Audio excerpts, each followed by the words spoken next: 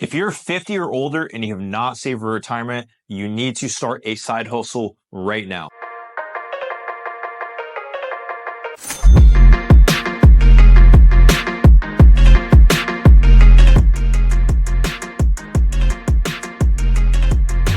Hey, if you don't know who I am, my name is Gedem Tekla. I'm a retired police sergeant turned full-time entrepreneur.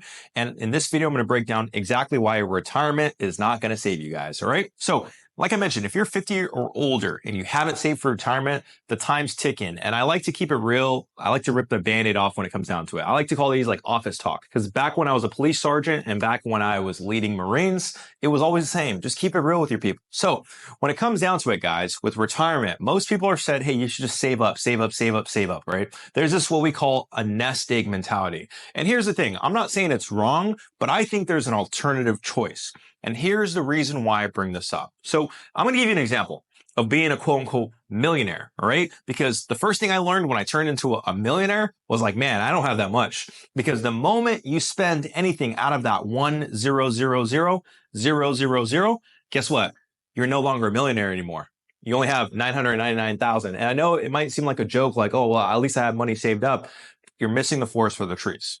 Here's the thing. When it comes down to it, you're not just going to have a nest egg that you can just not touch. You need to spend for things. And if you kept up with expenses right now, guess what?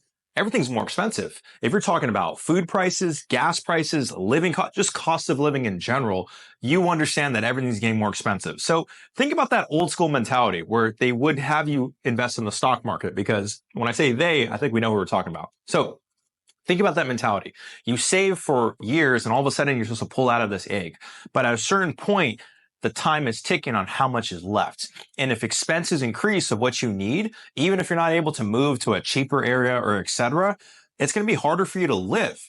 And let's be realistic. When you retire, you don't want to have to move somewhere for expenses. You deserve to live the life you want to, right? So that's why I advocate for small side businesses. Here at Merchant Automation, we always talk about credit card businesses or cashless ATMs, just because the cost to entry and the barrier to entry is much smaller than any other business. Because think about it. If you're starting an online business, it's pretty tough. There's a lot of variables you have to control versus if you're able to just go door to door, your same normal routine of life, and just talk to merchants. Literally just talk to them like, hey, I want to save you money for your business so you can compete with those big businesses, right? So when it comes down to it, this is what I would do if I was 50 years old right now and I had minimal savings, right? So I would start a credit card business, a ATM business, a vending machine business, whatever. But it's going to be a small business that I can do on the side, right? And here's the reason why. You're probably not quitting your job. Maybe you're extending your timeline on when you decide to retire because that savings is not that much, okay?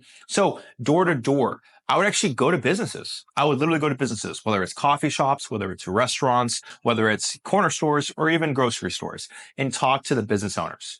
Talk to them about their expenses increasing also, because while expenses are increases for you, guess what? It's doing the same thing for businesses all across the US.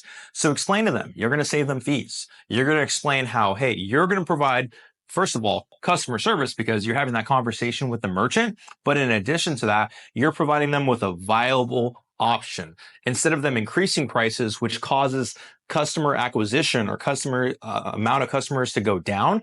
Guess what's going to happen? They will to just pass on a fee onto that customer that's deciding to use credit card as a convenience, or they can save that fee by paying cash. So it's a win-win either way.